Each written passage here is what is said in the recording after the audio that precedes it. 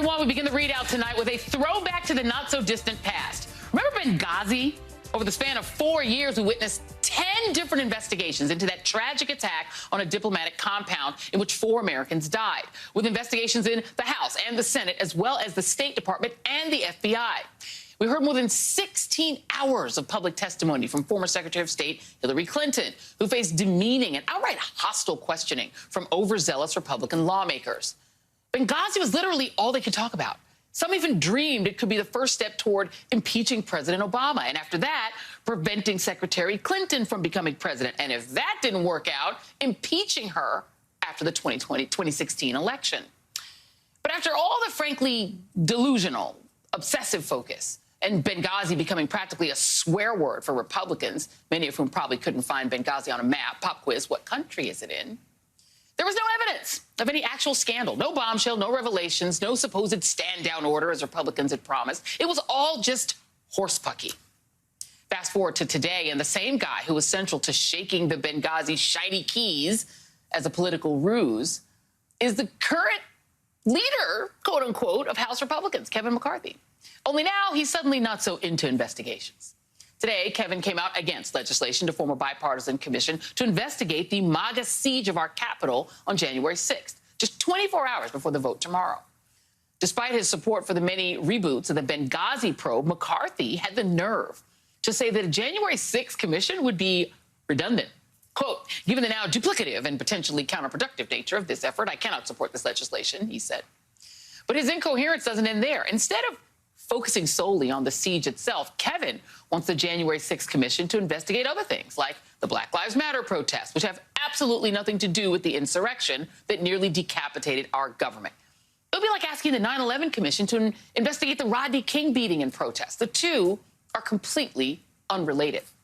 But Kevin's special brand of cowardice is especially galling because the deal for this commission was brokered by a member of his own conference, Congressman John Katko of New York, who was deputized by Kevin McCarthy to negotiate on behalf of Republicans. In other words, McCarthy has double-crossed Katko, just like he double-crossed Liz Cheney last week. According to Punchbowl News, that was not lost on Katko, who told his supposed leader with sarcasm today, "Thanks for not throwing me under the bus, Kevin." It's more evidence of the leadership crisis inside the GOP following Liz Cheney's ouster. But there's another reason that Kevin is running scared. He's a key witness in any investigation into January 6th. He not only spoke to the former president while the attack was taking place, he reportedly engaged in a screaming match with Trump, who was apparently rooting for the insurrectionists who were chanting, "Hang Mike Pence." As Liz Cheney said last week, if Kevin won't cooperate, he should be subpoenaed. Joining me now is Aaron Haynes, editor-at-large for the 19th, Jason Johnson, professor of journalism and politics at Morgan State University, and David Jolly, former Republican congressman from Florida, who's no longer affiliated with the party. But you are a former congressman, David, so I'm going to start with you. The thing that's so crazy is, you know, what Republicans want to prevent is a commission not about some distant thing that happened in Libya, answered my own pop quiz, but something that happened to them.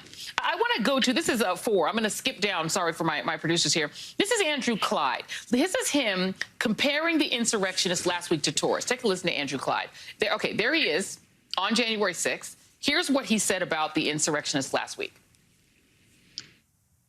If you didn't know the TV footage was a video from January the 6th, you would actually think it was a normal tourist visit. So let's put that picture back up while you talk to us, David. Congress members are trying to suppress something they endured. What the hell is going on? Yeah, here's what I would suggest that comment by Congressman Clyde reflects. It's that there's a bell curve in Congress, just like any institution, and that bell curve includes integrity, honesty, and intelligence. And Congressman Clyde is on the wrong side of that bell curve, and he displayed that to the world with those statements. I think if you look at this commission that they're talking about establishing, that now Kevin does not want it to go forward, it's because we know that the focus will be on the culpability of Republican behavior, not just Donald Trump's behavior, but Republican behavior going into the events of January 6th. And Joy, I would say the luscious irony in all this is that just as Kevin's handling of the Benghazi Commission, some would argue, derailed his ascension to the speakership when he went on Fox News and said, look, this was all about taking down Hillary Clinton. It wasn't about Benghazi. Just as that derailed his ascension to the speakership when Boehner was retiring, a January 6th commission could derail Kevin's shot at the speakership as well, because it would focus in on what Kevin McCarthy knows about those events. When Liz Cheney says that Kevin McCarthy should testify, it's not just because Liz Cheney wants to get to the truth. Liz Cheney has said that McCarthy won't be speaker, which tells me that Liz Cheney knows that Kevin McCarthy knows something that is so damning it could undo his ascension to the speakership should Kevin McCarthy go under oath before a January 6th commission. And Jason, all he has to know is other members of Congress, because a lot of them participated as well. Here's Senator Chuck Grassley trying to, they want to obfuscate because they realize how damning this could be for members of the Republican caucus. But here's Chuck Grassley trying to muddy the waters. Take a listen. I think that they're going to have to broaden the inquiries that they're making in order to get 60 votes. Okay, got it. And would you support it right now, or would you need to see it broadened? I think I'd prefer it broadened because there's more things wrong in this country than just happened on what January the 6th. Yeah, more things that happen. Here's Marjorie Taylor Greene agreeing with Chuck Grassley. Indeed, we should have a commission to study the violent BLM and Antifa mobs that have plagued American cities this past summer. Also, while it's catch and release for domestic terrorists Antifa BLM, the people who breached the Capitol on January 6th are being abused. So they're going to have to do that during an entire hearing, right, Jason? Well, yeah, and this is what makes this so insane.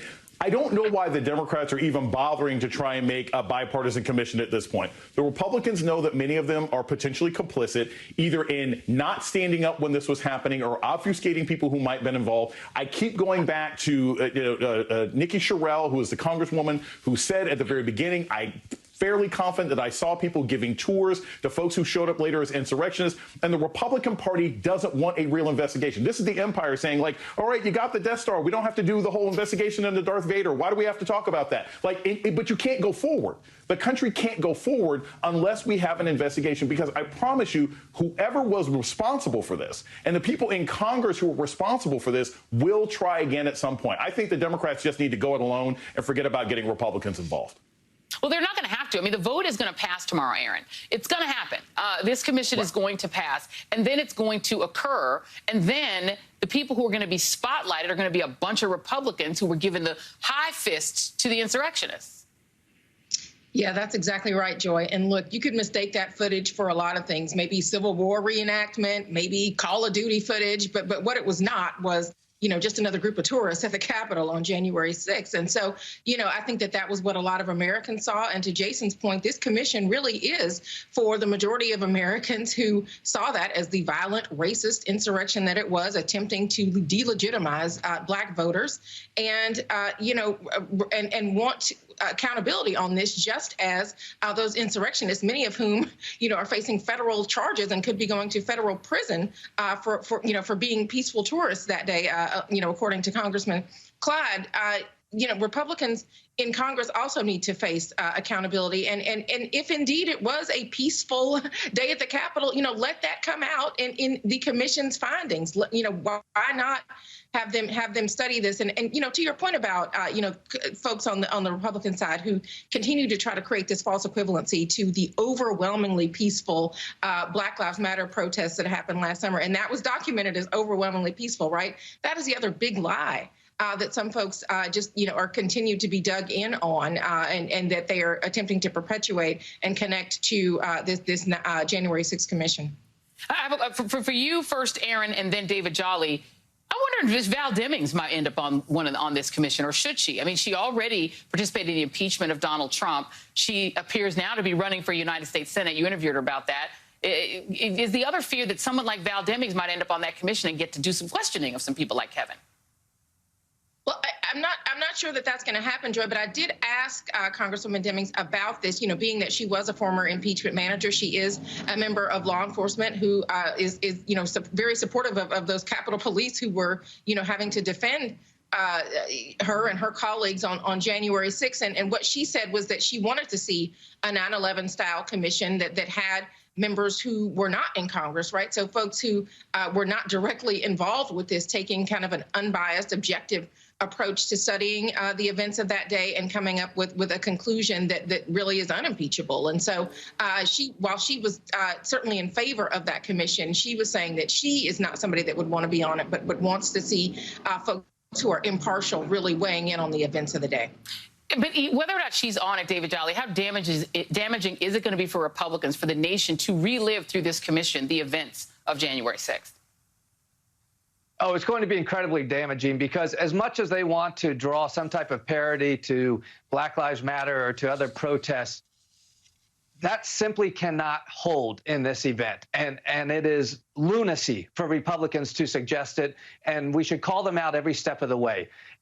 I accept that there is no parity in the level of violence. We can see that with our own eyes. But even if you suggest that social protests on other issues across the country has involved violence, has involved injury, what happened on January 6th was an attempt to undermine our democracy, to rip away our election, to undo our republic. That is not similar to the other protests that we have seen, to the other violence we have seen. That is not similar, as Kevin McCarthy suggested, to the violence on the baseball field where the shooting occurred of Republican members of Congress. Yes, violence is wrong in all aspects and should be condemned. But the effort going into January 6th, the big lie that Donald Trump led, that Kevin McCarthy amplified, and every other Republican that involved themselves in this, was an attempt to undo our democracy and undermine our republic. If Democrats and the commission, bipartisan or not, are able to focus in on that, it is hard for Republicans to suggest why they should return to power in November 22.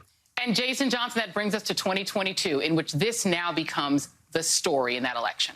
Your thoughts? It should be.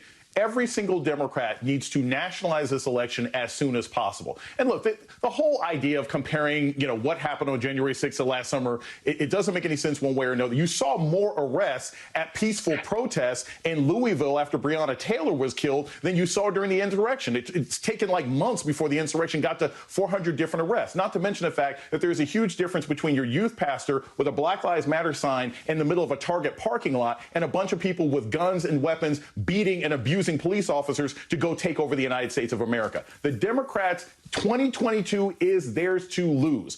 All they have to do is keep the economy functioning, which they may or may not be able to control, make this a national election, and pass voting rights reform. Because the vast majority of Americans are not in favor of an insurrectionist party. They're not in favor of the Handmaid's Tale party. They're not in favor of this insane party, and the Democrats should make that their main issue.